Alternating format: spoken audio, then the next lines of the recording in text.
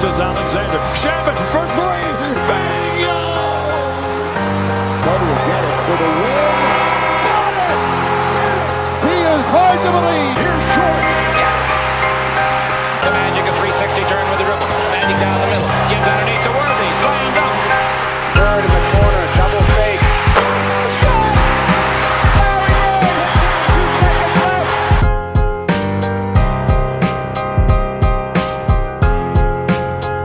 What's going on, everybody? Welcome to another series preview for the 2022 playoffs. Before we get started, please make sure to subscribe on YouTube at Dime Dropper Podcast, Apple Podcasts. Follow us on Spotify, and of course, to follow me on all social media platforms at Twitter, Instagram, Facebook, and TikTok at Dime Dropper Pod. For today's episode, I'm returning the favor. She was so generous to have me on her podcast. It is a Warriors fan coming to talk Dubs and Nuggets. It's Nat from the All Nat Podcast. Also does the Twitter space with me and Ricky G and Jason every now and then. Nat, welcome to Dime Dropper. Thank you. I'm excited to be on. I'm definitely subscribed, and I'm always getting the Dime Dropper notifications. I'm like, this man is a hustler. He never stops. So happy to be a part of it. And definitely looking forward to chopping it up with you.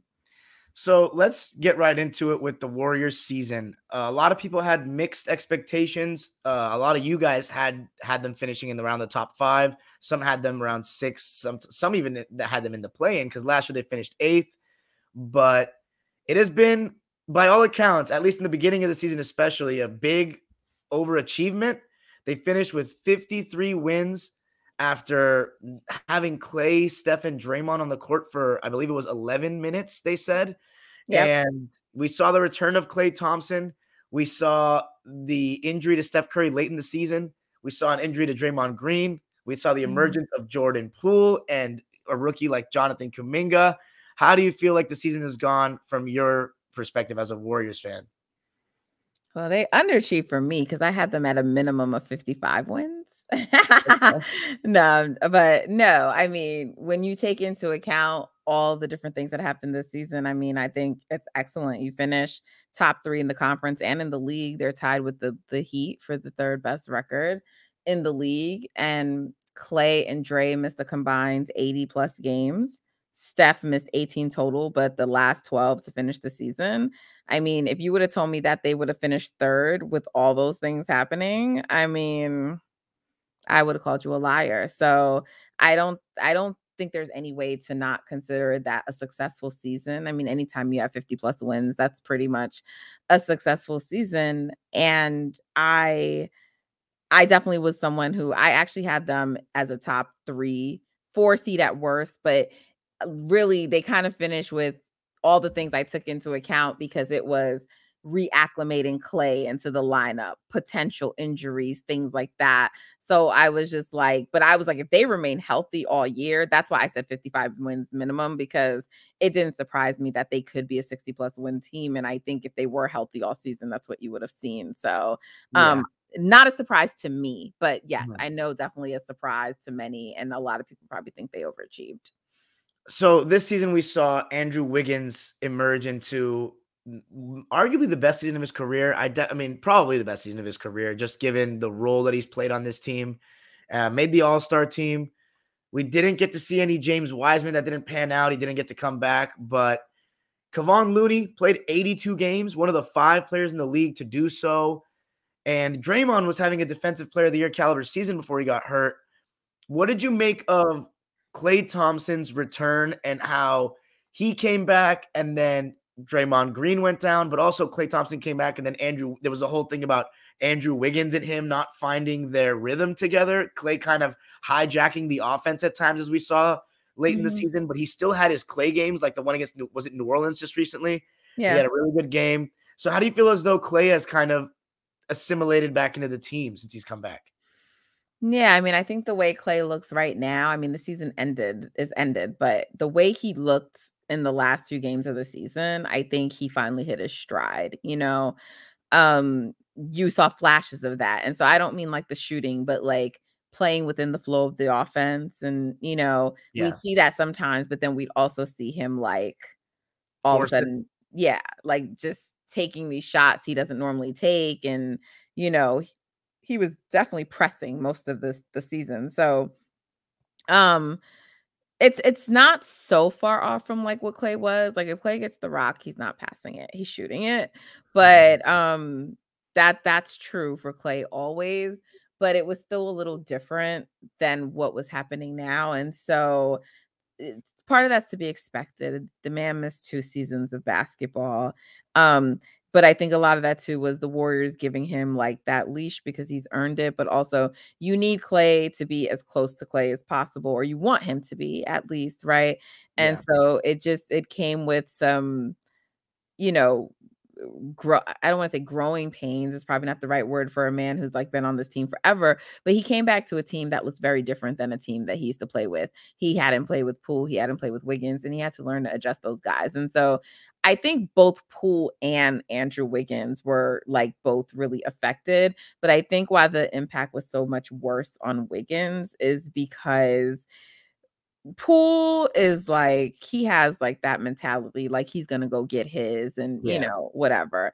And I don't think that Wiggins is that kind of player. I think he like defers to Klay, like to give Klay that respect, you know. And but he's just a more passive kind of personality and player. And so now when the Warriors aren't running actions for him, they're not getting him some easy cuts to the rim.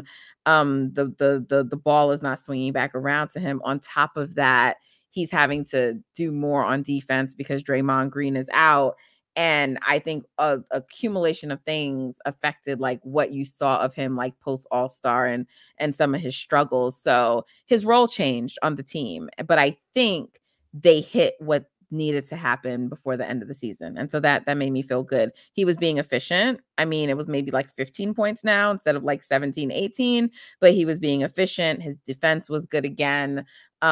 He started to hit some of those threes. The free throw shooting was coming back. That's what we wanted for him going into the postseason. So I'm pleased. So let me ask, as you said, kind of talking about the end of the season, how did you feel Draymond? He got a couple games back before the season ended, and then Jordan Poole, as you said, they were both him and Wiggins affected by Klay's return. How do you feel Jordan Poole and Draymond ended the season? Because I didn't really get to watch many Warriors games post Curry injury. So how's Draymond looked, going into this playoffs? Dre looks really good. I mean, he said that he still hasn't, for the most part, got like his wind back fully, but in terms of like his body and feeling good out there, he does feel good. But you could see that, he was playing better. You could definitely see like his impact on the game. The first couple of games were like sort of rough. I didn't read too much into that because Dre is kind of always sort of like that coming off injury. And he's of all the guys on the team, he's not the best condition. So, but he definitely looks good, to close the season. And that's what we want. And I think him having this week to continue to like ramp up while the playing games are happening are going to be good. So Dre, I'm happy about. He looked good. And in terms of Poole, like this is exactly what I wanted. Play, Poole, Klay, and Wiggins finding that right balance between them. And it does seem that they figured it out like right at the very end of the season. So like they pushed it, but it did seem like they figured it out. So they looked good. And I think the rest of the league should be scared because Klay was hitting those shots. He ended up finishing the season averaging 20. Yeah, I just saw that. Numbers look good. Poole was on a tear, as you know, to close the season. I mean, he made such a big case that he like might win MIP. Like, he's been so impressive. I mean, like this guy, his shot making and just his ball handling. He's one of those guys the type of guys that love pure hoopers, pure scorers. I mean, this guy's entertaining. I think he's gonna tag Twitter. Tag Twitter, exactly. Definitely. So it like I'm happy. And now we have like Steph Curry coming back to that. So obviously I would have loved it if they all could have like played together, but that's what they did is exactly what I wanted. They started winning some games. And they started playing, like figuring out how to play with each other. And that's all you could ask for while Steph is out. And now they just put it all together. So I'm really excited. Big thing with the Warriors this season, obviously a team that's been known for their awesome offense, their ball movement, their movement without the ball, the Kerr or whatever system, but number one defense in the league this year. Really made your mark on that end of the floor. You have a lot of versatile defenders, Jonathan Kuminga being one of those guys that's been added to help that out. What did you think of the team's defense this year? And do you think that that's going to be something that, the classic phrase, defense wins championships, how big do you think that's going to be, especially with guys like Wiggins too, guarding the best player all the time? How big do you think the Warrior defense is going to be to carry you guys however far you think they can go? Yeah, I mean, I think our defense is going to be huge. And I think for a team like the Warriors, the fact that I expect the refs to go back to kind of roughing the games how they were at the beginning of the season for the postseason, because that's what they always do, which is why I liked it, because I was like, this is what the postseason is like, and people can get used to that, but they kind of fell off of it. But I expect it to be like the normal postseason. So that means that we can be more physical, and that bodes well for our defense. The defense, the fact that it kind of fell pretty substantially while Dre was out. And for us to finish, I think we might have actually finished second in the league. It says first in defensive rating, and then opposing points per game, third. Yeah, I checked today because I did the Celtics preview with my friend. That was a Celtics yesterday fan. I checked and I thought, listen, I'll take it. We're 1 or 2, but I'm looking at it right now. First. Okay. All right. I take your word for it. So we're 1, but the fact is, well, what's the final rating? 107, 106.9. Right. So up through December, we were still holding teams to 100, under 100 points. Our rating through December was like a 99 point, I want to say 2 or 8, something like that. Right. So the fact that we lost Draymond for all those games and still finish just shows you how elite the defense really was. It was a next level of elite. It was historically elite. So I'm really looking forward to the defense. It's going to be huge for us. So that takes us into this series that we have coming up against the Denver Nuggets. Funny enough, the very first team Stephen Curry played in the playoffs. Mm-hmm. And this is the first time in this Kerr era, the dynasty era, that you guys are going to have played a superstar center. The biggest thing people said was, well, the Warriors, they don't really have much size, but their switch everything kind of scheme has made them the elite defensive teams that have won championships. But now you're going to have to play a center who is, in my opinion, the best center since Shaquille O'Neal, the former MVP last year, and in a lot of people's minds, the MVP again this year. I saw Kevon Looney do a hell of a job on him in crunch time of a game recently. How do you think you guys are going to defend Jokic? And I also want to ask about Steph Curry's status. Obviously, it's very dependent on him coming back. I've heard that he is practicing. He scrimmaged, I think. So what do you think about the matchup and Steph Curry's status? Yeah, so I'm going to tackle Steph first really quickly because I think that's a little easier. There hasn't been anything reported in terms he's officially back, but all signs are pointing that direction. So I think it'll be a day before a game time decision. I mean, he scrimmaged, so I think it's going to be about how he feels, right? And if he'll be cleared. He did an interview today. He said that there's still some discomfort in his foot, but it didn't sound like a level of discomfort that would keep him out of the games, right? So, the good thing though is that I don't think you need 100% Steph to win this series, and so that's the great thing about this team and this squad. So I expect Steph to be a go. And I think, a lot of Warriors fans wanted Utah initially in the first round because they thought it was a good series for us to kind of if Steph had to kind of work himself back. But I think it's the same with Denver. Jokic is an incredible player. He's had an amazing season. He still would be relying on role players to essentially, help him. And I just don't think that the Denver Nuggets have enough. We just have so many different looks we can give them. We have so many different weapons. I think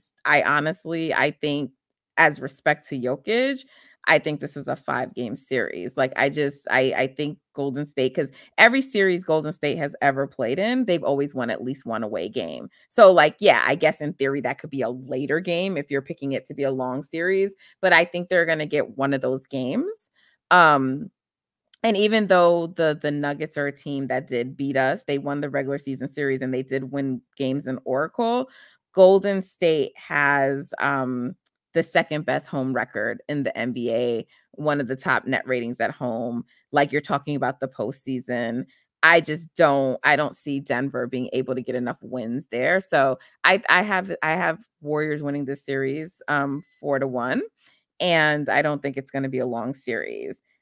Specifically, you talked about Loon and Jokic, right? So, like, I think the last game is what you're talking about. So on March 10th, the Warriors won that game, 113-102, right? Yep. Jokic, right? So this is for anyone else. This is going to be like, what are you talking about? That's good numbers. But if you're paying attention to Jokic, you know he's hyper efficient, right? And so, but in that game, he shot 9 of 21. So for Jokic, it's still good, but it's not like what he normally shoots, right? So he was 23, 9, and 12, incredible, but that's what you want. That's all you can ask Loon to do, right? And if you make him a less efficient version of himself, that's what you want. And we won that game, right? There was another game in December, the very first game we played against them. In that game, you had no Dre, no Clay, no Poole, and it was the height of the Steph slump for the Warriors. They beat us 89-86, right? 8 of 19 for Jokic, 22 points that game. We held Denver to 27 second half points, right? Wow. And they only really won, like the Warriors came all the way back, and it was like on the final possession, Steph passed the ball to Otto. He was trying to relocate, but Otto, being a newer player to the team, didn't realize it. And so he passed the ball to Kuminga to like lay it up and over Jokic. And Jokic was like, nah, get that out of here. Right. Oh, and I remember that now. Yeah. Yeah. But that's not a mistake. That's not something that's going to happen in the postseason, because that's Andre or Draymond who's going to like have that ball, and they're going to know to get the ball back to Steph. Right. We lost another game on like a Morris buzzer beater. Right. And also a defensive collapse from Steph. Right. Like he was trying to help on Jokic, who was in the post, and he passed it out to Morris, who got the 3, and Steph was late to recover. Those kinds of things aren't going to happen in the postseason. So all of these matchups with Denver throughout the season were close, even the one with the baby dubs where nobody played. So Jokic, for Denver to win this series, you need to have Bones Highland probably playing at a level that he's not capable of, like for an entire 7-game series. I don't even think it's going 7. You probably need some big shooting nights from Forbes. You need Boogie Cousins to probably really give you something. They have to reach too much to guys that I just don't think can do it. And so I just think they're undermanned, and I think the Warriors will win. At most, I think it's a 6-game series, but I think it's a 5-game series. That's my prediction. So looking at what you said about their supporting cast, everybody knows obviously Jokic, but I was just looking at it, and their next leading scorer is 12 points below Jokic. Aaron Gordon's averaging 15. You look at your guys' team, 4 guys, and you can't even say this, I don't think, about the 2017 dubs. 4 guys averaging 17 plus points, with Wiggins 17, Poole 18.5, Clay 20, and then Steph 25.5. And obviously that's because they've gotten to play without one another. So it's the numbers, like it's not like they're all doing that together, but those are 4 guys that can score 20 on any given night, basically, that you guys have. So I want to ask this too. Kerr, I believe, said today that if Steph plays, he's going to be on a minutes restriction. Do you think that gives the Denver Nuggets a chance to steal one of those first 2 games, and then because they get one of those first 2 games, probably win at least 1 game at the altitude, to make it a 6-game series minimum there? Do you think they can take one off you with Curry on limited minutes? No, but I don't know. I don't know how limited those minutes are going to be. And Jordan Poole has, even from the beginning of the season, he's even like stepped his level up to another level. So I think he's going to do a really good Steph impersonation in those minutes anyway, but in Jordan Poole fashion. So no, I think, because that's the difference, right? Before, outside of the KD years, we didn't have another shot creator besides Steph. That was it. But now we do. So I don't think the Nuggets are going to really be able to take advantage. And like, I think a Steph minutes restriction is like, okay, so he's maybe going to play 25 minutes instead of like 30, 30 plus. And I think if they were to lose a game, I think that minutes restriction is going out the window very quickly. I don't think they're going to fool around. So I don't think it will be enough, because the baby dubs push Denver, and you're still going to have Clay out there who's like in form. You're going to have Poole out there. I don't see it. I just don't think that they have enough. But again, if you have a player like Jokic on your team, you give them a shot because he's that great of a player. So Jordan Poole, we're looking at coming off the bench as a sixth man, because I'm assuming it's going to be Steph, Clay, Wiggins, Draymond, and Looney, right? So we don't know. And that's like the big outstanding question, right? I think Poole has earned the right to start, and maybe in this series he's not going to start, but I think you're going to see it switched up, like even maybe over the course of the series and throughout the postseason. So I think you're going to definitely have Poole starting some games, even if not in this series. But what he will be doing, he'll be a sixth man, but he's going to be like the way Andre Iguodala was a sixth man, in that he's going to starter minutes. He's going to play starter minutes. He's going to play a lot of time with the starters. Yeah. So what's the rotation we're looking at for you guys? You got those six guys, and then I'm assuming Kuminga, who's going to be really impressed. I really enjoy watching him play. He's got great size, great athleticism. It's going to be his first taste of the playoffs. I also want to say, fun fact, this is the first full series at Chase Center we're going to have with the Warriors. So that's going to be cool. And then what about Gary Payton Jr.? That's another guy who's really impressed me this year with his defense. You think he'll be getting into the rotation at all? Yeah, he is. So I would say the rest of the rotation. What's actually interesting is Kuminga is like our 9th or 10th guy. So Otto Porter is probably your 7th guy, depending. Otto. Been a great addition for this team. Yeah, and he's our best rebounder, probably. Yeah, I would say he's probably even a better rebounder than Dre. So you have Otto Porter, who's probably your 7th guy. And then arguably Andre Iguodala or, GP2. So they're in there. And Kuminga. I think Kerr is going to play Belly. So while I would say our rotation is 10 guys, I think I left off Loon. I'm not sure. But our rotation should be 10 guys when you factor in Kuminga, but it's going to be 11-ish, right? I think sometimes Belly's going to get minutes. I don't know when and where, but I think Kerr is going to play him some minutes. Kuminga, though, in this series, to me, can be definitely one of our X factors. In the March 10th game that we won, Kuminga had 18 points in that game, went 7 for 12. Denver had no answer for him. Like, you can just put him out there against their bench unit and he's going to wreak havoc. Like, they just can't handle his athleticism, his strength. He can get to the rim and they're going to foul him, or they're just not going to be able to stop him. And he's been decent from the line. He's at least going to split them most of the time, but he has some nights where he hits like both of them. So I think he's definitely going to be a factor in this series, because we definitely had good results with him playing versus Denver.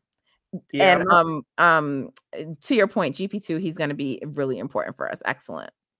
I'm looking at the rotation. I think that is 10 guys, because I'm assuming Damian Lee doesn't get playing time, right? This is playoff time. Lee's not going to be in the rotation. JTA won't be in the rotation. Moody won't be in the rotation. Then, of course, Wiseman is out. So Belly's really the X factor. That's why I say 11-ish, because I don't think he's going to play all the time. But I think it'll be like sometimes Belly, sometimes Kuminga. But in my opinion, you don't need Belly. It should just be Kuminga. If the Nuggets do steal one of the first 2 games, do you see the series going 6 games? Yeah, if they can steal a game at Chase, probably. But I just don't think that they will. I'm also gonna go, because of course, no Jamal Murray, no Michael Porter Jr., who's only played 9 games this season. I'm not high on the Nuggets depth at all. As you said, I could see guys like Kuminga, and especially, if Jordan Poole's coming off the bench. I mean, Jordan Poole would be the 2nd best scorer on the team. I mean, you could argue Will Barton has tendencies to get really hot as well. I'd look for him as somebody to watch out for. I think Monte Morris is a very solid. I think he's a great backup point guard, but he's shown this season he could be a starting point guard on a playoff team. But you guys, your depth is just a lot for them. I got the Warriors in 5 as well. I just, as you said, I just think it's a lot for Jokic. I think Jokic can get him 2 games, but I don't see it going 7, especially if Steph starts playing 30 minutes by game 2 or 3. Right. So I also have been telling my friends too, I see Klay Thompson, even though I think he'll have his good and bad shooting nights, he's going to have some games where he just explodes. I can feel it. He's been there before, and you know how Klay can get hot. So I think that's how Klay always is in the postseason. He's not necessarily consistent from game to game. But he's going to have like a game 6 Klay, and it may not be game 6, but you're going to get like that version of Klay. Yeah. So I want to also briefly talk about the Jazz and the Mavericks. It's really sad what we've had with Luka, strained his calf or something. Yeah. So he's out for game 1. I think they've officially said that. Yeah. It's going to be really tough to see. I was really hoping that the Mavericks would. I was really hoping to get a chance to see Luka play a series not against us for the first time. And it seems like we're going to be potentially robbed of that. I think you may see him try to give it a go in the series at some point. I was really hoping this was the year that the Jazz bounce out in the first round and they change up their team. But I'm guessing you see Utah winning the series now, given the uncertainty, because if there's any team super reliant on one guy more than anyone in today's NBA, I feel like it's the Mavs with Luka. Yeah, I think if Luka steps foot on that court, the Mavs are probably winning the series. Even if he's hobbled. And I think no faith in the Jazz at all, even with their playoff experience. Nah, they have a lot going on the Jazz, you know. Clearly. Yeah. And also too, because like I don't know if you do, you know, SJ Basketball 8 on Twitter, but like huge Mavs fan, but like just basketball knowledge is insane. And like I've just listened to a lot of her analysis on Dallas, and she's convinced me also based on just what I watched. And I think that they actually, like, I think you can get a game out of Spencer Dinwiddie where he just like goes off, you know.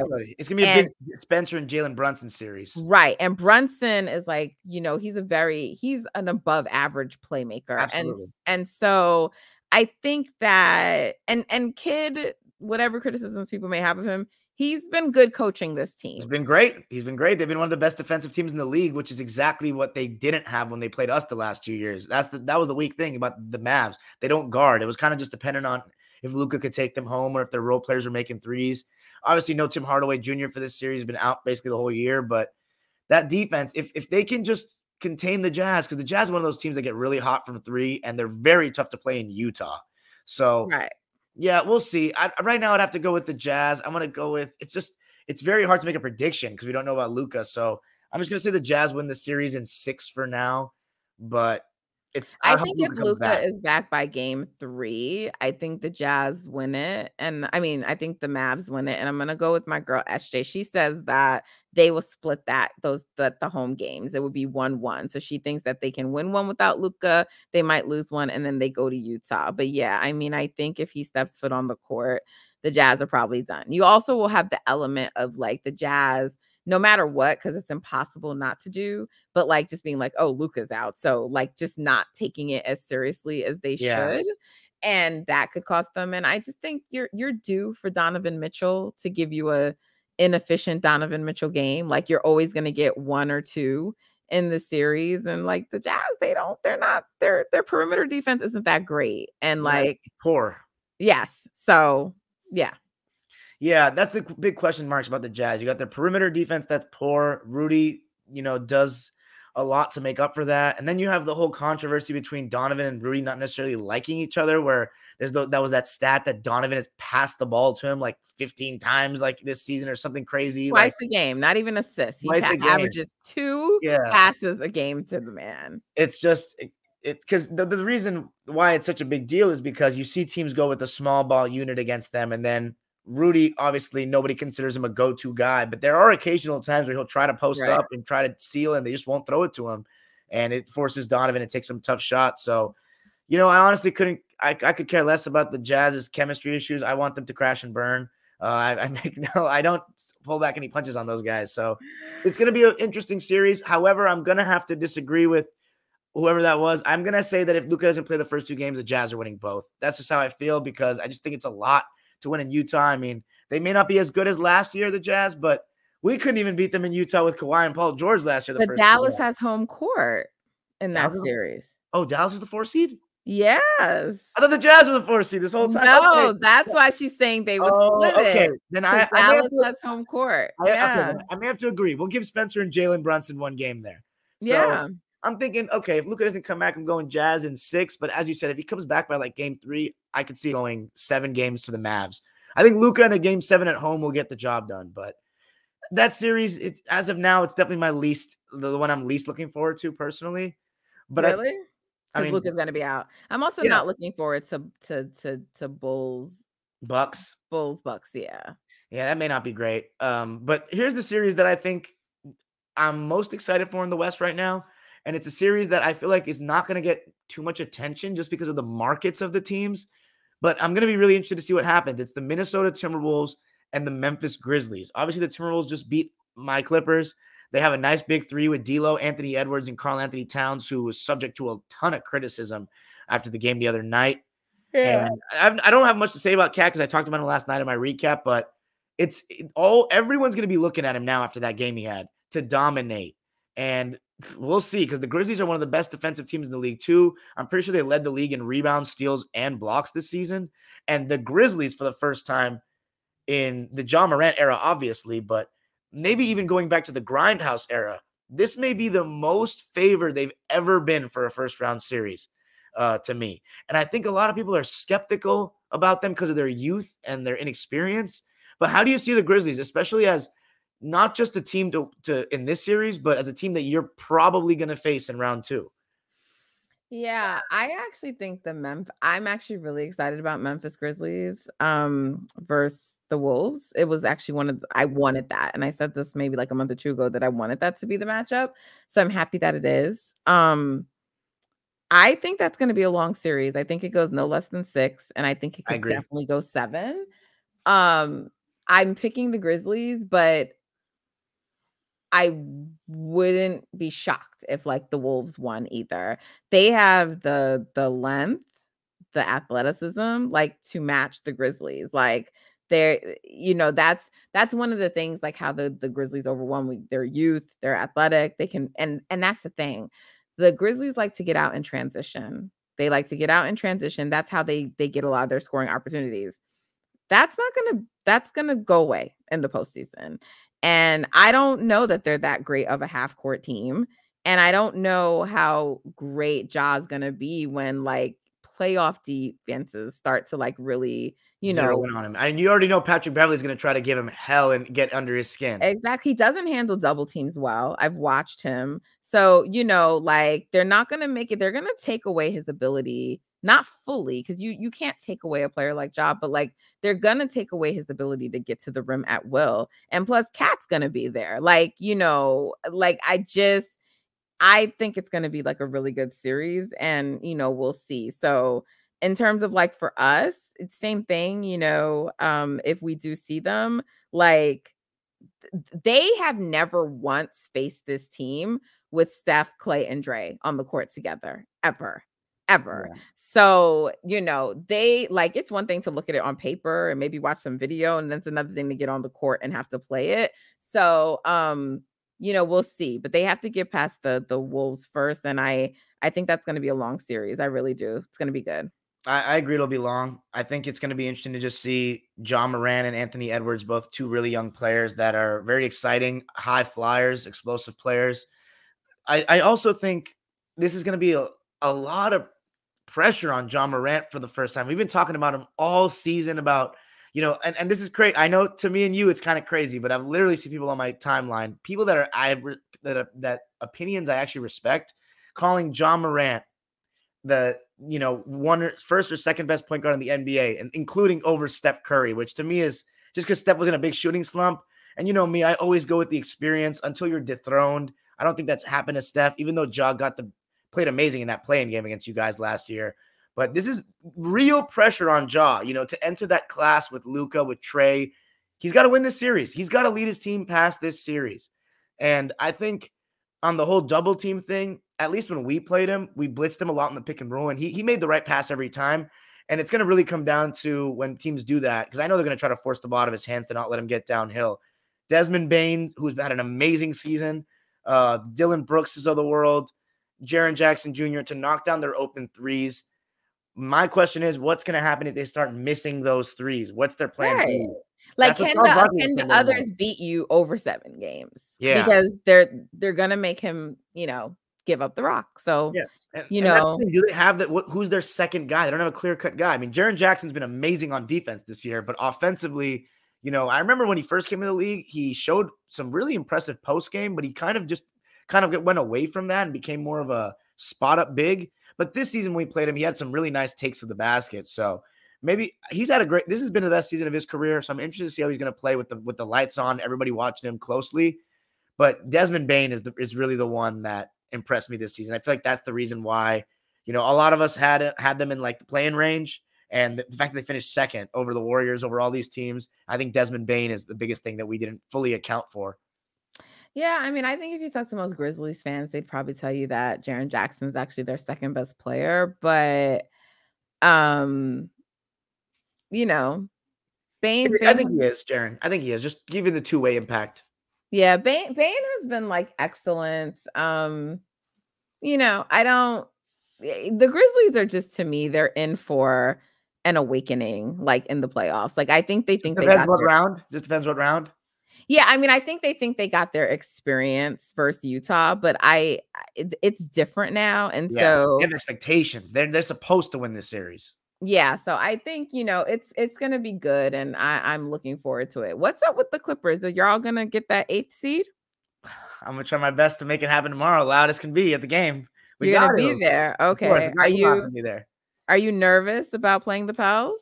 Yes, I am, because I think that they have the 3rd best player on the court, no matter how you slice it. And I think we have the better team, but just CJ's been in big games before, and that kind of scares me a little bit. And so you guys have the best player, but they have the 2nd and 3rd best player. Yes, but Paul needs to play like the best player. That's the thing. Like, I think he did play like the best for stretches the other night, but Anthony Edwards closed the game, and I think we need Paul to. Also, Reggie and them need to relax and if it's a close game, let Paul take over. Like, this is his team without Kawhi, so you got to let him go. I hope it's not close at all, though. I hope it's one of those games where the Clippers are not missing any threes, because we have those kind of games, especially at home. And I hope that we're due for one of those. But final prediction on the Grizz Wolves.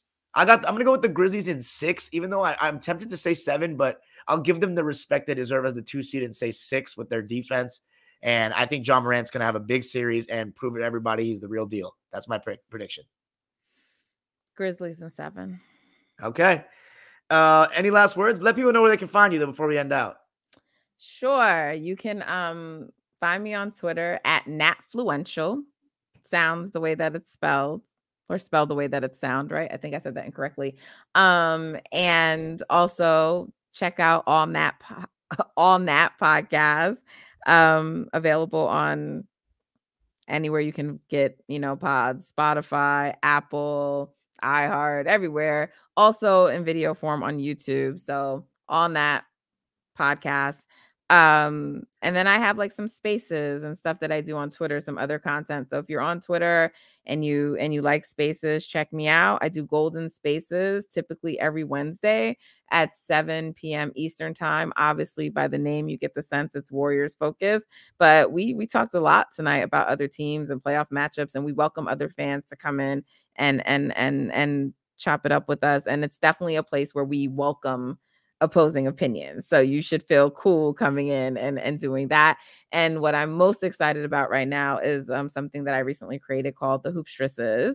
And you can find us every Tuesday night, maybe for the postseason, it's going to alternate, but it's a group of women talking basketball from across NBA Twitter, some of the brightest and greatest personalities, but also just really know their hoops. And we represent different fan bases, but we come together collectively to talk NBA. Super excited about it. We're also covering the WNBA. So It's 11 of us. Check it out. Hoopstresses. We have 2 spaces every week, one for the NBA, one for the WNBA. Sorry, that's a lot, but I got a lot to do right You're working now. hard. You're working hard. Last question, championship or bust? For us? For the Warriors? You've had the championship swagger to you all season. Yeah, no, I just want to make sure you're talking about my team. Yeah, no, definitely Dubs. Absolutely. This has turned out exactly the way that I wanted. I wanted Denver first round because I want to beat the MVP, the reigning MVP, and likely who's going to be the MVP this year. So I want to beat the MVP. And then I wanted those damn Grizzlies because they talk so fucking much. And then I wanted the Phoenix Suns. Yeah, and this is perfect. The road has been laid out perfectly for the Dubs. Perfectly, because like what a path. Like if we get to the finals and then we see Milwaukee, and if we win that, come on. Like, what are you saying? Talk to me. What are you saying about my guy Steph? I know. I mean, he gets finals MVP. What are you saying about him, Dime? If that's the path. I'm saying a lot of great things. Let's put it that way.